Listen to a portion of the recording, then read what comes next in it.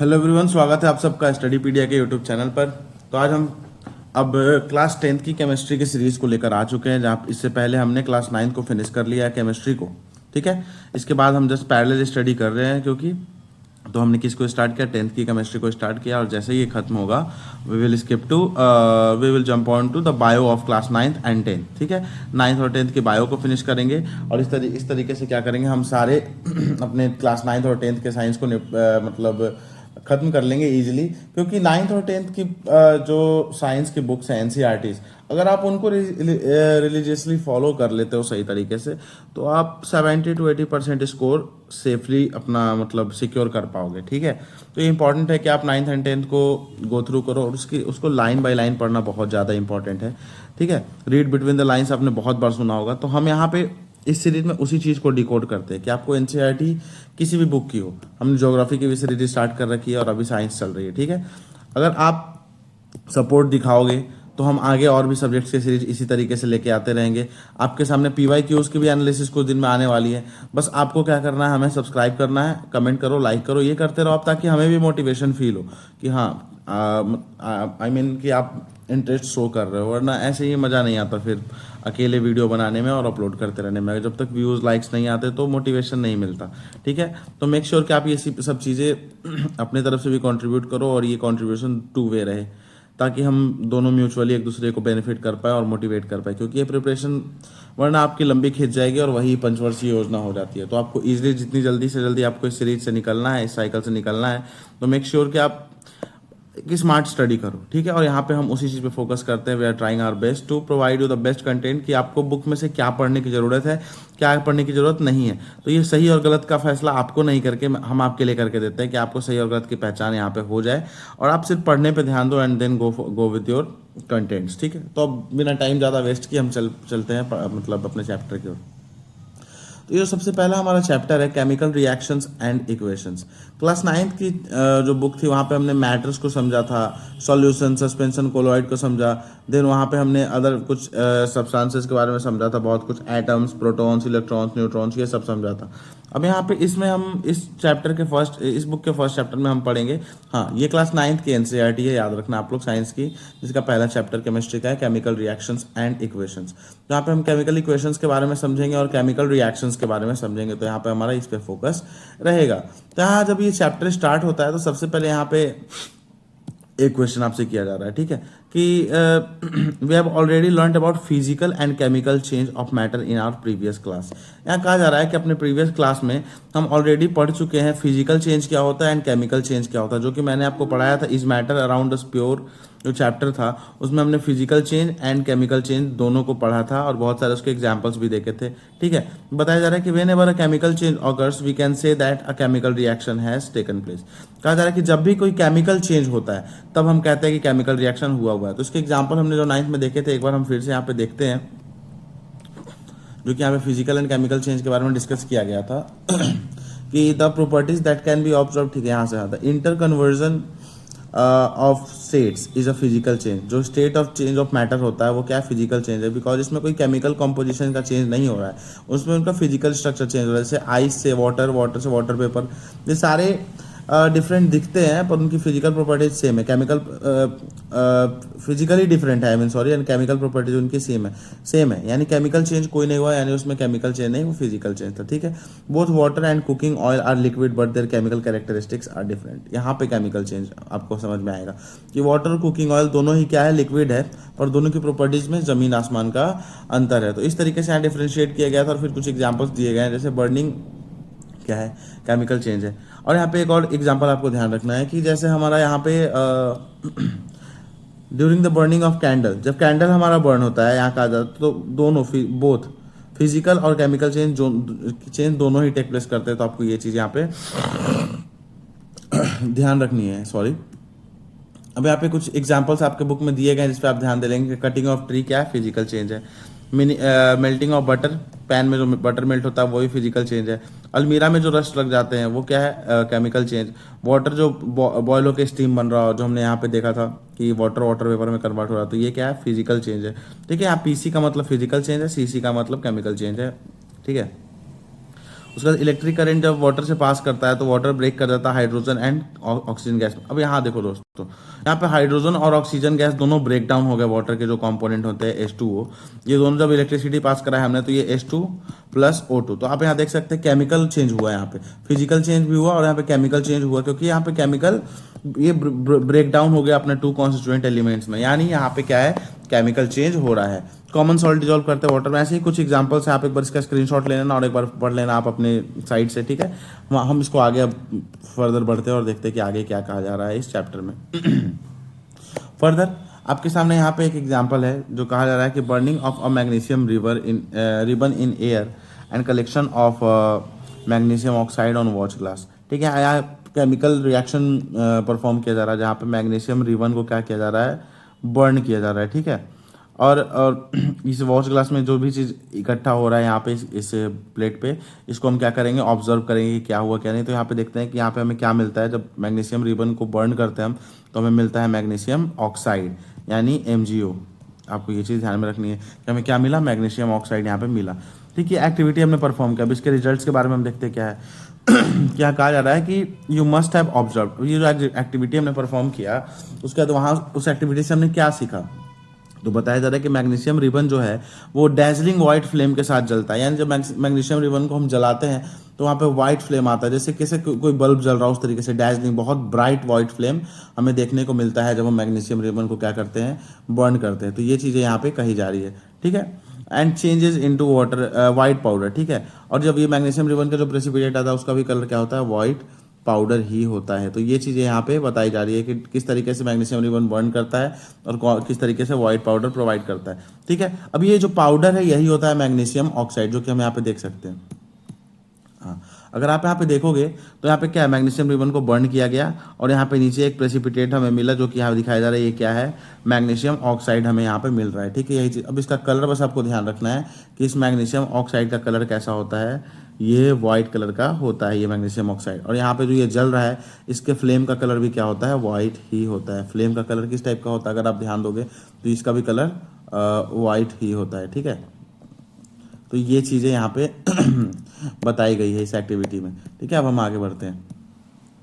In the it is form due to the reaction between magnesium and oxygen present in the air.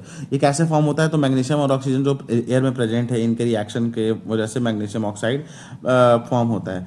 Further कुछ और एक reaction है यहाँ पे जहाँ पे दिखाया जा रहा है कि जिंक ग्रैन्युअल्स को कोनिकल फ्लास्क में डालते हैं, उसमें हाइड्रोक्लोरिक और सल्फ्यूरिक एसिड डालते हैं, फिर क्या हमें ऑब्जर्व होता है वो चीज़ बताना है। यहाँ पे एक एक्टिविटी जहाँ पे कहा जा रहा है कि take lead nitrate in a test tube. एक टेस्ट ट्यूब लेना है, जैसे इस तरीके का एक टेस्ट ट्यूब हो गया, इसमें हमें क्या करना है, लेड नाइट्रेट लेना है, ठीक है। इसमें पोटेशियम आयोडाइड सॉल्यूशन डालना है, उसका एब्जॉर्व करना है कि क्या हुआ, ठीक है। उसके बाद यहाँ पे कुछ इन सारे एक्टिविटीज़ को लेके एक कंबाइंड कंक्लूजन यहाँ दिखाया जा रहा है कि जब हम जिंक ग्रैन्युअल्स में डाइल्यूट सल्फ्यूरिक एसिड डालेंगे तो क्या होता है, formation of hydrogen gas by the action of dilute sulphuric acid on zinc. अब यहाँ पे हुआ क्या, तो सल्फ्यूरिक एसिड का फॉर्मूला क्या होता है, H2SO4। जिंक ग्रैन्युल्स का मतलब सपोज ये जिंक ही है। अब यहाँ पे जब ये दोनों रिएक्ट करते हैं तो यहाँ पे क्या होता है, हाइड्रोजन गैस फॉर्म हो जाएगा। क्यों, क्योंकि ये जो सल्फेट है ना ये जिंक के साथ रिएक्शन कर जाएगा। अभी आगे हम लोग पढ़ेंगे कि डिस्प्लेसमेंट रिएक्शन क्या होता है, तब वहाँ पे आप समझोगे। तो एक एग्जांपल है किस चीज़ का, डिस्प्लेसमेंट रिएक्शन का, जहाँ पे जिंक ने क्या किया, हाइड्रोजन को रिप्लेस कर दिया। तो ये ZnSO4 बन जाता है यहाँ पे, और उसके साथ साथ हमारा क्या बन जाएगा, H2। अब ये क्या है, यही हमारा क्या है, ये है गैस, ठीक है। तो ये चीज़ यहाँ पे बताई जा रही है कि हाइड्रोजन गैस फॉर्म हो रहा था। तो समझ में हाइड्रोजन गैस किस तरीके से किस वजह से फॉर्म हुआ, ये चीज़ आपको समझ में आ गया। तो ये चीज़ हमने देखा कि यहाँ पे हाइड्रोजन गैस हमारा फॉर्म हो गया। तो यहाँ बताया जा रहा है कि the following observations help us determine whether a chemical reaction has taken place. ये सारे ऑब्जर्वेशन से हमें पता चलता है कि किन किन वजह से क्या क्या चीज़ें होंगी, तो हमें समझ में आएगा कि केमिकल रिएक्शन टेक प्लेस हुआ है। तो स्टेट का चेंज हो जाना, यहाँ पे देखना आप, ये चीज़ केमिकल चेंज की बात नहीं कर रहे, केमिकल रिएक्शन की बात कर रही है। इस चीज़ को आपको ध्यान रखना है। तो कैसे पता चलेगा केमिकल रिएक्शन हुआ है, तो स्टेट का चेंज हो जाएगा, कलर में चेंज हो जाएगा, गैस का इवोल्यूशन यहाँ पे हम देख रहे हैं, टेम्परेचर में चेंज हो जाएगा। तो ये सारी चीज़ें अगर होंगी तो हमें समझ में आता है कि केमिकल रिएक्शन हुआ है, ठीक है। अब केमिकल इक्वेशन के बारे में बात की जा रही है। तो यहाँ पे उसी चीज़ को जो हमने पीछे पढ़ा था मैग्नीशियम का, उसको यहाँ पे केमिकल फॉर्म में लिखा गया है। तो मैग्नीशियम प्लस ऑक्सीजन रिएक्टेंट था और बाद में हमें क्या मिल गया, प्रोडक्ट मिल गया जो मैग्नीशियम ऑक्साइड है। ठीक है, अब केमिकल इक्वेशन कैसे लिखा जाता है, तो ये सब चीज़ आपके एग्जाम के पर्सपेक्टिव से बहुत ज़्यादा इंपॉर्टेंट नहीं है। ठीक है, यहाँ पे बस एक लाइन, एक टर्म है, आपको ध्यान रखना है कि ये क्या है, skeleton chemical equation for a reaction क्या है। तो इतना आपको याद रखना है कि हम हर एक केमिकल रिएक्शंस को क्या करते हैं, बैलेंस करते हैं। तो जो केमिकल रिएक्शंस बैलेंस नहीं है उनको हम क्या कहते हैं, स्केलेटन केमिकल इक्वेशन कहते हैं। ठीक है, और जो इक्वेशंस बैलेंस हो जाएंगे वो स्केलेटन नहीं होंगे। ठीक है, फर्दर अब हम आगे बढ़ती है, सारी चीज़ आपकी बहुत ज़्यादा काम की चीज़ें नहीं है, इसलिए हम इस पर ज़्यादा टाइम वेस्ट नहीं करेंगे, हम सिर्फ इंपॉर्टेंट चीज़ों को पढ़ेंगे। ठीक है, अब यहाँ पे आप देख सकते हैं, यहाँ एक मैंने यहाँ पे इसको कवर किया है। तो यहाँ पे आपकी बुक में भी आगे चल के दो तरीके के डिस्टिंक्शन आएंगे, दो टाइप के रिएक्शंस के बारे में सबसे पहले हम बात करेंगे, जो कि सबसे पहला है हमारा एक्सोथर्मिक रिएक्शन, ये फर्स्ट टाइप हो गया। और सेकेंड टाइप हमारा होगा एंडोथर्मिक। आगे चल के हम इसके एग्जाम्पल्स पे भी ध्यान देंगे। तो अभी हम ध्यान देते हैं कि एक्सोथर्मिक क्या और एंडोथर्मिक। तो एक्सोथर्मिक रिएक्शन कौन से रिएक्शंस होते हैं, तो एक्सोथर्मिक रिएक्शंस वो रिएक्शंस है जहाँ पे हीट एनर्जी रिलीज होती है, जहाँ पे हीट रिलीज होती है वैसे रिएक्शंस को कहते हैं हम एक्सोथर्मिक। और जहाँ पे हीट एब्जॉर्ब, यानी जिस रिएक्शन को परस्यू करने के लिए हमें हीट प्रोवाइड करनी पड़ेगी, हीट एब्जॉर्ब हो जाता है, वो क्या होता है हमारा एंडोथर्मिक, और ये एक्सोथर्मिक। ठीक है, तो उसी में से उस तरीके से एक एंडोथर्मिक रिएक्शन का एग्जाम्पल है। अब ये किस चीज़ की प्रोसेस है, अगर आप देखो तो आपको समझ में आएगा कि ये हमारा फोटोसिंथेसिस है। ये सीएपीएफ के लास्ट ईयर का क्वेश्चन भी था कि दो चार रिएक्शन दिए गए थे और बताना था इनमें से एंडोथर्मिक कौन है। तो अगर आप देखो तो यहाँ पे हमें सनलाइट की जरूरत होती है। सनलाइट में क्या होता है, हीट एनर्जी होती है, यानी एंडोथर्मिक रिएक्शन परफॉर्म कराने के लिए हमें किस चीज़ की जरूरत है, हीट की। तो यहाँ पे हम हीट प्रोवाइड करा रहे हैं, इसलिए क्या हो गया हमारा एंडोथर्मिक रिएक्शन होगा। अब यहाँ पे ये रिएक्शन याद रख सकते हो कि फोटोसिंथेसिस किस टाइप का रिएक्शन है, एंडोथर्मिक रिएक्शन है। ठीक है, अब हम आगे बढ़ते हैं। तो टाइप ऑफ केमिकल रिएक्शंस, अब यहाँ पे हम केमिकल रिएक्शन के टाइप्स को पढ़ेंगे कि कितने टाइप के केमिकल रिएक्शंस होते हैं। तो सबसे पहला कॉम्बिनेशन रिएक्शन होता है। नाम से ही लग रहा है कि दो चीजें कंबाइन करेंगे तो एक प्रोडक्ट बनेगा, तो उसको हम कॉम्बिनेशन रिएक्शन कहते हैं। जैसे एग्जांपल आप यहाँ देख सकते हैं, क्विक लाइम को हम वाटर के साथ जब रिएक्ट कराते हैं तब क्या बनता है, स्लेक्ट लाइम। यानी यहाँ पे क्विक लाइम और वाटर दोनों कंबाइन हुए तब जाके क्या बना, हमारा स्लेक्ट लाइम बना। यहाँ पे उसके साथ हीट एनर्जी रिलीज हुई। अब देखो, अब यहाँ पे उधर हमने पढ़ा था हीट एब्जॉर्ब हो रही, यानी हमने सनलाइट की जरूरत थी उस रिएक्शन को परफॉर्म कराने की, सनलाइट हमने प्रोवाइड किया था, यानी हीट को हमने प्रोवाइड किया था, तो वो रिएक्शन कैसा था, एंडोथर्मिक। अब यहाँ पे क्या है, यहाँ पे हीट रिलीज हो रही है। ठीक है, यानी हीट बाहर निकल रही है उस रिएक्शन से, तो ऐसे रिएक्शन को हम कहते हैं एक्सोथर्मिक, यानी हीट बाहर जा रही है, एक्सटर्नल एरियाज में जा रही है, तो वो हो गया हमारा एक्सोथर्मिक। ठीक है, तो कॉम्बिनेशन रिएक्शन के बारे में देखते हैं। तो कॉम्बिनेशन रिएक्शन एक एग्जांपल के थ्रू, कैल्शियम ऑक्साइड जो है वाटर के साथ विगोरसली रिएक्ट करता है। यहाँ पे आपको एक कीवर्ड ध्यान रखना है, विगोरसली। ठीक है, टू प्रोड्यूस स्लेक्ड लाइम। ठीक है, स्लेक्ड लाइम बनाता है calcium hydroxide releasing large amount of heat. ठीक है, तो ये किस टाइप का रिएक्शन है, combination, calcium oxide, quick lime और वाटर रिएक्ट कंबाइन किए तब जाके हमारा क्या बनता है, स्लेक्ड लाइम बनता है, और हीट एनर्जी रिलीज होती है जिसको हम कहते हैं ये। और ये एग्जाम्पल किस चीज़ का है, एक्सोथर्मिक रिएक्शन का एग्जाम्पल, जो कि यहाँ पे मैंने लिख रखा है। ठीक है, तो ये चीज़ यहाँ पे समझ में आई। अब आगे अगर हम देखें तो such a reaction in which a single product is formed from two or more reactants is known as combination reaction. वही चीज़ कि दो और दो से ज़्यादा रिएक्टेंट्स से मिलकर अगर सिंगल प्रोडक्ट बनता है तो ऐसे रिएक्शन को हम क्या कहते हैं, कॉम्बिनेशन रिएक्शन कहते हैं। यहाँ बॉक्सेस को आपको कभी नहीं छोड़ना चाहिए, जो डू यू नो या फिर कोई भी एनसीईआरटी में जो बॉक्सेस होते हैं ये आपके लिए बहुत ही ज़्यादा इंपॉर्टेंट होते हैं, माइंड यू। ठीक है, तो आप इस चीज़ का ध्यान रखें।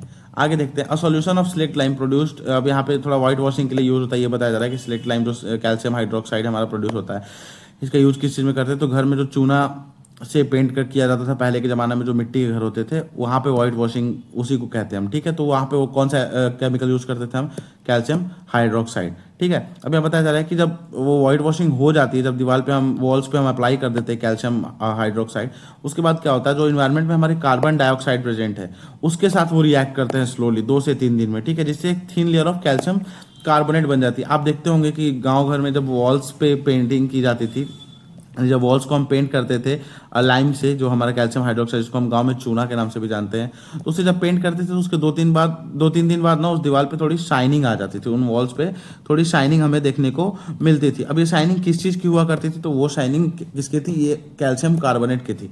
अब यहाँ पे आपको एग्जाम में फंसाया जा सकता है क्वेश्चन के थ्रू, अगर आप ध्यान दो तो, कि वहाँ पे लिखा जा सकता है कि द कैल्शियम वैसे हमने देखा कि कौन देता है। अब एक मिनट, एक पहले अब मैं आपको ये चीज़ एक्सप्लेन कर देता हूँ कि कैल्शियम हाइड्रोक्साइड क्या है। स्लोली रिएक्ट करता है कार्बन डाइऑक्साइड के साथ जो एयर में प्रेजेंट है, जिससे क्या होता है एक वॉल पे जो हमारी thin layer of calcium carbonate form हो जाती है, ठीक है, जो क्या करती है शाइनी फिनिश प्रोवाइड करती है वॉल पे, यानी वॉल थोड़ा शाइनी दिखने लगता है, ठीक है। और अब बताया जा रहा है कि it is interesting to note that the chemical formula for marble is also CaCO3। Marble हो या फिर जो वॉल पे हमारा लाइमस्टोन का जो शाइनी फिनिश आया है, उन सब का फॉर्मूला क्या होता है, CaCO3 होता है। एक फैक्ट तो आपको ये याद रखना है, ठीक है। सबसे पहला कि CaCO3 कैल्शियम कार्बोनेट मार्बल के लिए भी यूज होता है, उसका भी केमिकल फॉर्मूला यही है, पहली चीज। दूसरा, एग्जाम में आपको ट्रिक किस तरीके से किया जा सकता है, यहाँ पे आप देख सकते हैं। तो ठीक है, ट्रिक इस तरीके से किया जा सकता है कि सबसे पहले हमें पता चल गया कि ये जो शाइनी फिनिश है, जो हमने पढ़ा कि ये शाइनी फिनिश वॉल पे आती है, किसकी वजह से आता है, कैल्शियम कार्बोनेट की। पर हमने पढ़ा भी इधर कि ये व्हाइट वॉशिंग करते किससे, कैल्शियम हाइड्रोक्साइड से। तो अगर आप ध्यान नहीं देते इस चीज़ पे, तो आप लेटर ऑन एग्जाम में कैल्शियम हाइड्रोक्साइड समझोगे कि वही क्या करते हैं, शाइनी फिनिश देते हैं, और इस तरीके से आपका स्टेटमेंट या फिर क्वेश्चन गलत हो जाएगा। आपको ये ध्यान रखना है कि कैल्शियम कार्बोनेट जो होते हैं वो प्रोवाइड करते हैं शाइनी फिनिश, ठीक है। तो ये चीज़ हमने देख लिया। Now moving further ahead, some more examples of combination reactions. कुछ कॉम्बिनेशन रिएक्शंस के और एग्जाम्पल देखते हैं। तो कार्बन जो और ऑक्सीजन मिलते हैं तो कार्बन डाइऑक्साइड बनता है, ठीक है। ये भी एक्सोथर्मिक रिएक्शन आपको याद रखना है, एग्जाम्पल हो गया। वाटर का फॉर्मेशन ये हो गया। तो कॉम्बिनेशन रिएक्शन का डिफिनेशन यहाँ लिखा गया जो कि हमने पीछे देख लिया था, ठीक है। अब यहाँ पे देखो आप, reaction in which heat is release. ऐसे रिएक्शन जहाँ पे हीट रिलीज होते हैं वो किस टाइप के रिएक्शंस होते हैं, केमिकल रिएक्शन, जो कि हमने देख भी लिया। तो अदर एग्जांपल्स क्या होंगे केमिकल रिएक्शंस के, वो भी देख लेते हैं। कि नेचुरल गैस जो बर्न होता है हमारा, वो भी केमिकल रिएक्शन। जो हम रेस्पिरेशन करते हैं, हमारे बॉडी में जो रेस्पिरेशन होता है, वो भी एक एक्सोथर्मिक रिएक्शन ही है, ये आपको ध्यान में रखना है, ठीक है। फर्दर, जो वेजिटेबल्स डीकम्पोज होते हैं वो भी क्या है, एक्सोथर्मिक रिएक्शन ही है। जो वेजिटेबल मैटर डीकम्पोज होते हैं कंपोस्ट के थ्रू, कंपोस्ट बनते हैं, सॉरी, वो भी क्या है, एक तरह के एक्सोथर्मिक रिएक्शन है। तो यहाँ पे हमने कुछ एक्सोथर्मिक रिएक्शंस के एग्जांपल भी देख लिया और एंडोथर्मिक रिएक्शन के बारे में भी देख लिया।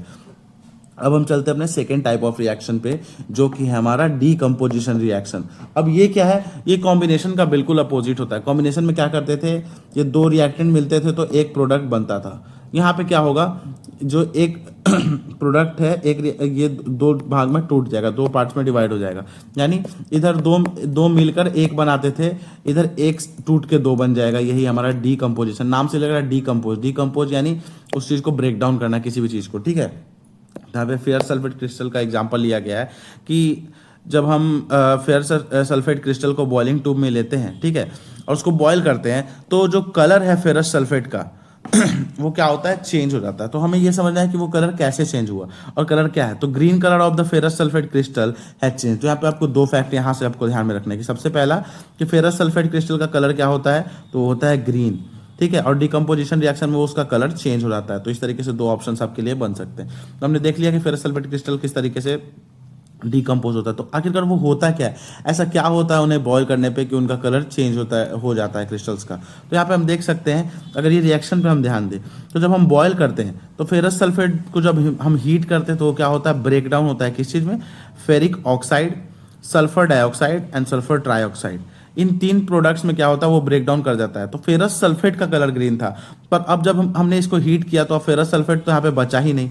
ये क्या हो गया, ये किस चीज में चेंज हो गया, फेरिक ऑक्साइड में। इसने अपना रंग बदल लिया, ठीक है। तो ये फेरिक ऑक्साइड हो गया, क्योंकि ferrous oxide, ferrous sulphate green होता है, वो फेरस सल्फेट रहा ही नहीं, तो ग्रीन कलर भी नहीं रहा, क्योंकि फेरिक ऑक्साइड हो गया पहला प्रोडक्ट।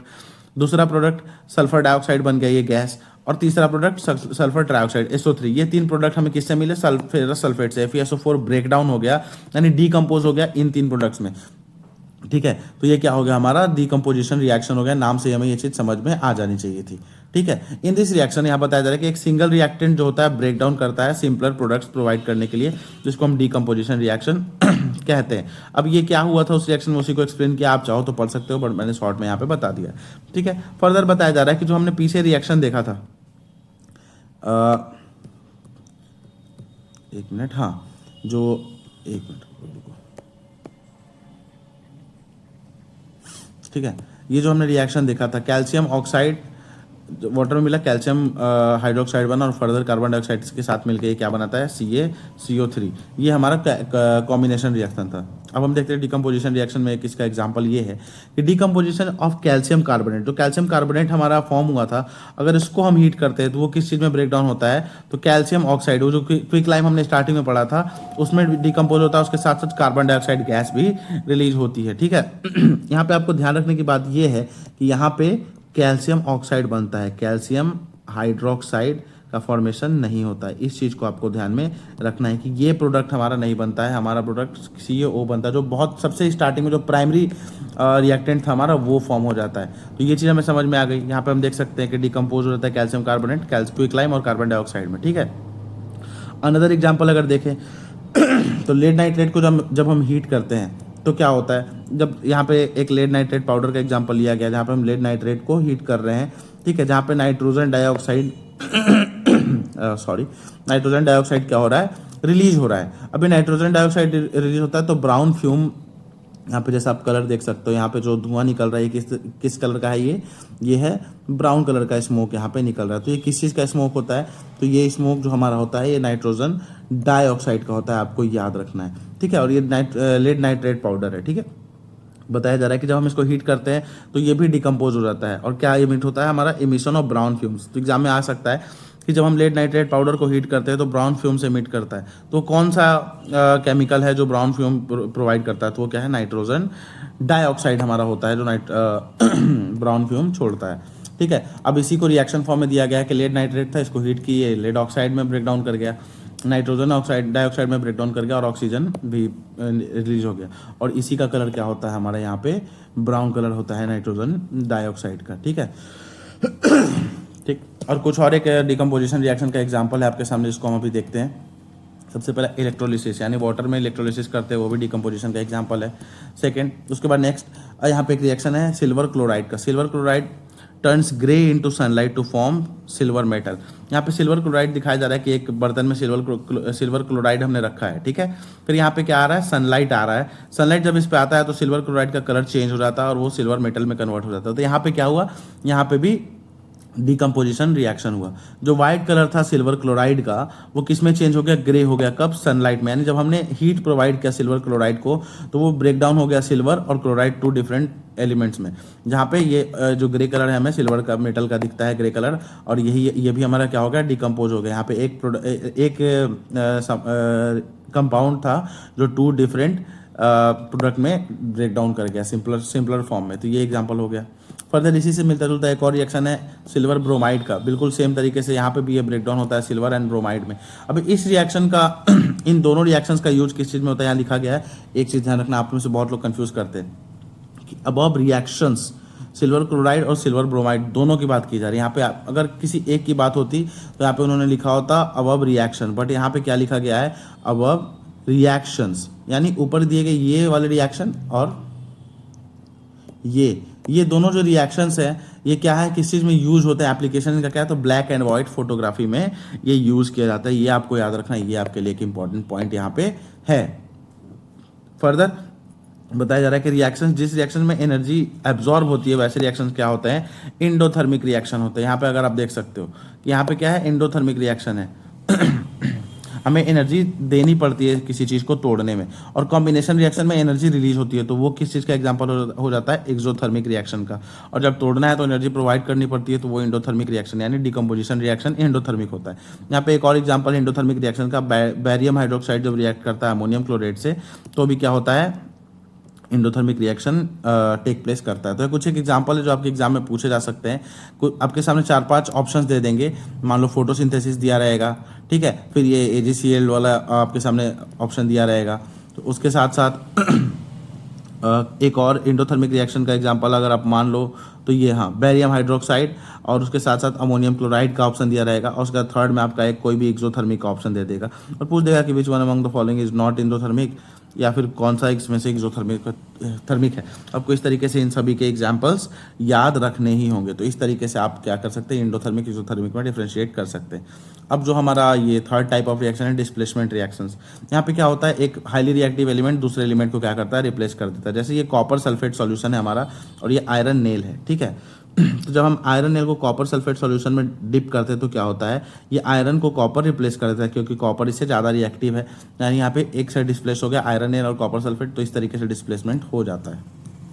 ठीक है, यहाँ देखते हैं कि जब हम आयरन नेल को उसमें डालते हैं तो क्या होता है, iron nail becomes brownish in colour and blue colour of copper sulphate fades. ठीक है, वही चीज़ कि आयरन, सपोज हमने ये आयरन लिया था, उसके बाद कॉपर सल्फेट सॉल्यूशन में डाला था, तो क्या होता है, सॉरी आयरन ने क्या किया, कॉपर को रिप्लेस कर दिया क्योंकि आयरन ज़्यादा रिएक्टिव है कॉपर के कंपेरिजन में। पीछे मैंने उल्टा बोल दिया था गलती से, ठीक है, तो उसके लिए सॉरी। तो यहाँ पे जब आयरन ने रिप्लेस किया तो सल्फेट तो यहीं पर रहेगा, तो ये फेरस सल्फेट बन गया और कॉपर अलग हो गया, जिसकी वजह से क्या हो गया, कॉपर सल्फेट सॉल्यूशन का कलर चेंज हो गया क्योंकि कॉपर सल्फेट सॉल्यूशन अब रहा ही नहीं, अब ये क्या बन गया है, आयरन सल्फेट सॉल्यूशन, और कॉपर उसमें सस्पेंडेड है। और जो कलर था ब्राउन कलर, वो किसकी वजह से था, कॉपर सल्फेट की वजह से, जो कि अब रहा ही नहीं, तो ये ब्राउन कलर खत्म हो गया। ठीक है, और आयरन नेल का कलर भी become brownish in colour and blue, sorry copper sulphate blue colour का सॉल्यूशन था जो कलर चेंज हो गया, जो कि हम यहाँ पे आप एग्जांपल देख सकते हैं। ये ब्लू कलर का कॉपर सल्फेट सॉल्यूशन हमारा था, रिएक्शन के बाद क्या हो गया, इसका कलर चेंज हो गया क्योंकि कॉपर सल्फेट अब एग्जिस्ट ही नहीं करता है। कॉपर सल्फेट को आयरन ने रिप्लेस करके आयरन सल्फेट बना दिया और यहाँ पे कॉपर अलग से रिलीज हो गया। तो ये हो गया हमारा किस तरीके का रिएक्शन, डिस्प्लेसमेंट। जैसे कि आप देख सकते हैं आयरन यहाँ पे आके डिस्प्लेस कर देता है कॉपर को और क्या बना देता है, कॉपर सल्फेट।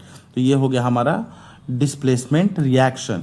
और कुछ अदर एग्जांपल्स जहाँ पे भी डिस्प्लेसमेंट हो रहा है, तो जिंक ने कॉपर को रिप्लेस करके जिंक सल्फेट बनाया, लेड एंड कॉपर क्लोराइड का रिएक्शन हुआ तो लेड क्लोराइड बन जाता है, कॉपर रिलीज हो जाता है। तो इस तरीके से क्या होता है, डिस्प्लेसमेंट रिएक्शन टेक्स प्लेस करता है, जहाँ पे लेस रिएक्टिव एलिमेंट रिप्लेस हो जाते हैं मोर रिएक्टिव एलिमेंट्स के द्वारा। यहाँ पे लिखा गया है कि जिंक और लेड क्या है, कॉपर से ज़्यादा रिएक्टिव, इसलिए उन्होंने जिंक ने और लेड ने और आयरन ने क्या किया, रिप्लेस कर दिया कॉपर को, और सल्फेट क्लोराइड जो भी फर्दर कंपाउंड उन्होंने बना लिया। तो इस टाइप का रिएक्शन क्या हो गया, डिस्प्लेसमेंट रिएक्शन।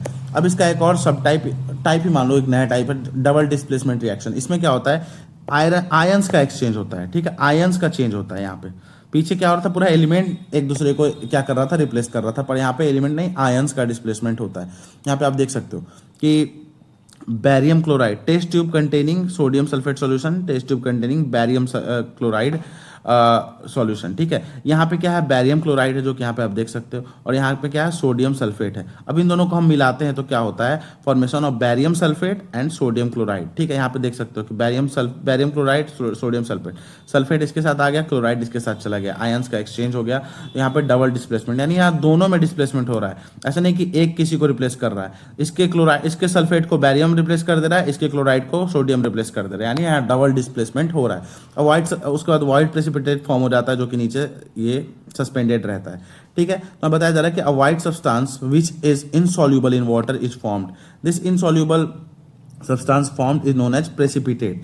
जो इनसॉल्युबल होता है वाटर में उसको क्या कहते हैं, प्रेसिपिटेट कहते हैं, क्योंकि वो सस्पेंडेड रहता है उस सॉल्यूशन में, इसी वजह से इसको क्या कहते हैं, प्रेसिपिटेशन रिएक्शन भी कहते हैं। ठीक है, कोई भी रिएक्शन जो प्रेसिपिटेट प्रोड्यूस करता है उसको हम प्रेसिपिटेशन रिएक्शन कहते हैं। अब ये जो हमने यहाँ पे एक्टिविटीज में रिएक्शंस को देखा, यहाँ पे इसको केमिकल फॉर्मूला में लिखा गया है कि sodium Na2SO4 plus BaCl2, barium chloride plus sodium sulphate react करते हैं तो बैरियम सल्फेट बनता है और सोडियम क्लोराइड हमारा फॉर्म होता है। तो इस तरीके से डबल डिस्प्लेसमेंट रिएक्शन होता है। यहाँ पे इसका डेफिनेशन दिया गया है कि such reactions in which there is an exchange of ions between the reactants is called double displacement reaction. एक और आपका यहाँ पे फॉर्मूला एग्जांपल है डबल डिस्प्लेसमेंट का, जिसको आपको याद रखना है कि लेड नाइट्रेट और पोटेशियम आयोडाइड। ठीक है, तो लेड आयोडाइड और पोटेशियम नाइट्रेट का फॉर्मेशन हो जाएगा, तो यहाँ पे भी प्रेसिपिटेट फॉर्म होगा। ठीक है, तो ये प्रेसिपिटेशन रिएक्शन है और ये भी डबल डिस्प्लेसमेंट रिएक्शन होगा। Also a double displacement reaction, एक minute, also a double displacement reaction. तो इस तरीके से आपको बॉक्सेस भी पढ़ने होते हैं। यूपीएससी कहीं से भी बॉक्सेस से भी क्वेश्चन फॉर्म कर देती है। ठीक है, यहाँ पे एक और बॉक्सेस के बारे में हमने पढ़ा था पीछे, यहाँ पे हाँ, जहाँ पे हमने किस रिएक्शन, डिकम्पोजिशन रिएक्शन के बारे में आई गेस हम पढ़ रहे थे। हाँ, डिकम्पोजिशन रिएक्शन के बारे में जब हम पढ़ रहे थे तो यहाँ पे एक और एग्जांपल जो कि बहुत सारे बच्चों ने नहीं फोकस किया होगा कि इंडोथर्मिक रिएक्शन का एग्जांपल हो सकता है barium hydroxide and ammonium chloride, एक दूसरे को डिकम्पोज करेंगे और इस तरीके से ये भी एंडोथर्मिक रिएक्शन होगा।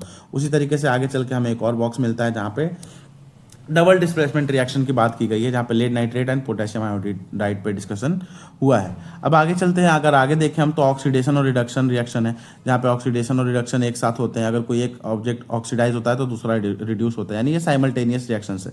ऑक्सीडेशन का मतलब क्या है? अगर किसी चीज़ में ऑक्सीजन ऐड हो जाए तो वो क्या होता है? ऑक्सीडेशन। अगर उससे ऑक्सीजन अलग हो जाए तो वो होता है रिडक्शन, जैसे कि आप यहाँ पे एग्जांपल्स में देख सकते हो। सबसे पहला रिएक्शन यहाँ पे कॉपर और ऑक्सीजन को रिएक्ट कराया तो हमने क्या बना? हीट करके कॉपर ऑक्साइड। यहाँ पे ऑक्सीजन हमारा क्या हो गया? ऐड हो गया, तो ये हो गया ऑक्सीडेशन रिएक्शन। अब यहाँ पे कॉपर ऑक्साइड और हाइड्रोजन को हीट कराते हैं तो वाटर बनता है और कॉपर एक मेटल बन जाता है, ठीक है। यानी यहाँ पे पहले CuO था, अब क्या Cu रह गया, तो ये क्या हो गया? कॉपर यहाँ पे रिड्यूस हो गया, यहाँ पे रिडक्शन हो गया क्योंकि इससे ऑक्सीजन हट गया। तो ये हो गया। तो अगर एक सब्सटेंस ऑक्सीजन गेन करता है, अगर ये सब्सटेंस अगर ऑक्सीजन गेन कर रहा है तो ये रिएक्शन ऑक्सीडाइज हो जाएगा, और अगर लूज कर रहा है तो वो रिड्यूस हो जाएगा, ठीक है। और ये रिएक्शन साथ में चलते हैं एक दूसरे के साथ। एक ऑक्सीडाइज होता है रिएक्टेंट तो दूसरा क्या होता है? रिड्यूस होता है, इसलिए इसको ऑक्सीडेशन रिडक्शन रिएक्शन कहते हैं, शॉर्ट में redox. Reduction oxidation redox reaction कहते हैं। हमने एग्जाम्पल भी यहाँ पे देख लिया है।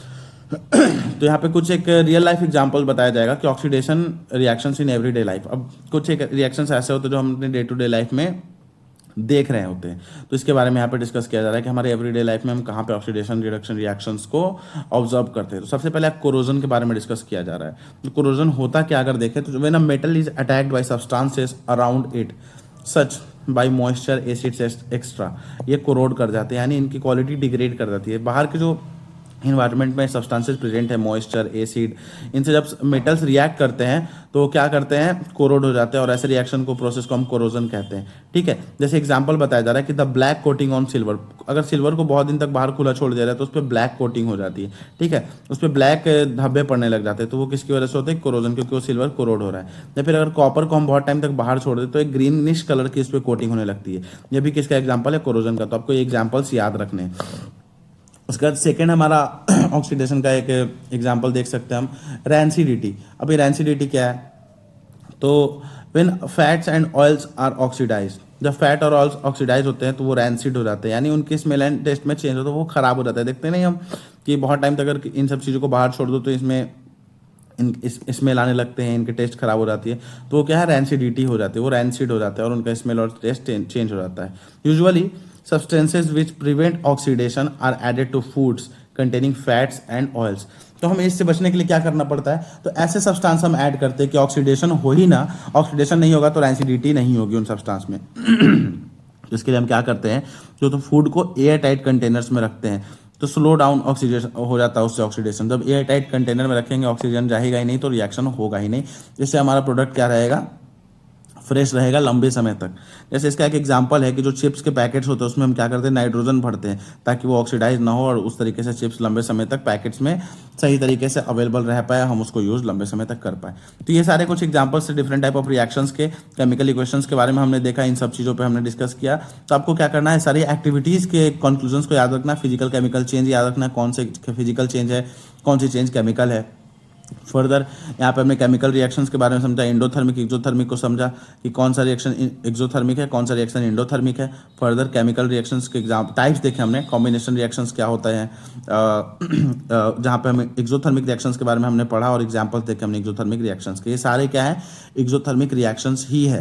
फिर डिकम्पोजिशन रिएक्शन जो होते हैं उनमें एनर्जी चाहिए होती है क्योंकि उन्हें हमें ब्रेक डाउन करना है, तो किसी चीज़ को तोड़ने के लिए ताकत चाहिए तभी आप उसको तोड़ पाओगे, तो ताकत मतलब एनर्जी। तो यहाँ पे एनर्जी कंजर्व हो जाती है, इसलिए एंडोथर्मिक रिएक्शंस होते हैं। फर्दर हमने डबल डिस्प्लेसमेंट रिएक्शन देखा जहाँ पे आयंस का एक्सचेंज होता है। उससे पहले हमने डिस्प्लेसमेंट रिएक्शन देखा था जहाँ पे more reactive element less reactive element को रिप्लेस कर देता है एंड सॉल्यूशन का कलर हो गया या फिर उसके प्रॉपर्टीज चेंज हो जाते हैं। डबल डिस्प्लेसमेंट में हमने देखा था कि क्या होता है? आयंस का एक्सचेंज होता है, एक्सचेंज ऑफ आयंस जहां भी रहे वो क्या हो जाएगा? डबल डिस्प्लेसमेंट रिएक्शन हो जाएगा। ऑक्सीडेशन रिएक्शन देखा हमने, रिडक्शन रिएक्शन देखा और यहाँ पे उनके एग्जाम्पल्स दोनों देख लिए। फर्दर अगर देखें हम तो यहाँ पे कुछ रियल लाइफ एग्जाम्पल्स भी देख लिए, कोरोजन क्या होता है। यहाँ पे एक एग्जाम्पल भी हमने ये एग्जाम्पल देखा कि ब्लैक कोटिंग क्यों हो जाती है सिल्वर पे, उसके साथ साथ ग्रीन कलर क्यों हो जाता है कॉपर पे। तो ब्लैक रिलेटेड है सिल्वर से, ग्रीन रिलेटेड है कॉपर से, जिसको हम कोरोजन कहते हैं, ये चीज़ ध्यान रखना। फिर फैट्स एंड ऑयल्स किस तरीके से रैंसिड होते हैं, इनमें स्मेल एंड टेस्ट उनके चेंज हो जाते हैं बिल्कुल तरीके से, तो हम इसको प्रिवेंट करने के लिए किस तरीके से टाइट कंटेनर रखना पड़ता है जिससे ऑक्सीडेशन रिएक्शन स्लो डाउन हो जाए। और एक और एग्जाम्पल हमने देखा यहाँ पे नाइट्रोजन का, जिससे क्या होता है प्रिवेंट किया जाता है चिप्स को ऑक्सीडाइज होने से। इसी के साथ ये चैप्टर हमारे यहाँ पे फिनिश होता है, चैप्टर 1। आई होप आपको चैप्टर ये अच्छे तरीके से समझ में आया होगा। अब आपको क्या करना है, आपको रिवाइज करना है एंड PYQs को सॉल्व करना है। ऐसे बहुत सारे चैनल्स हैं यूट्यूब पे जो फ्री में PYQs सॉल्व कराते हैं, और कुछ टाइम बाद हम भी अपने चैनल पे PYQs लाएंगे। तो अगर आप चाहते हो कि ये सीरीज कंटिन्यू रहे तो प्लीज़ ड्रॉप अ लाइक और हमें चैनल को सब्सक्राइब कर लो आप, ठीक है, ताकि ये सीरीज़ कंटिन्यू रहे और आपको बेटर क्वालिटी कंटेंट हम यहाँ पे और भी ज़्यादा प्रोवाइड कराते रहे, ठीक है। तो stay connected with us till then, जय हिंद, ऑल द बेस्ट।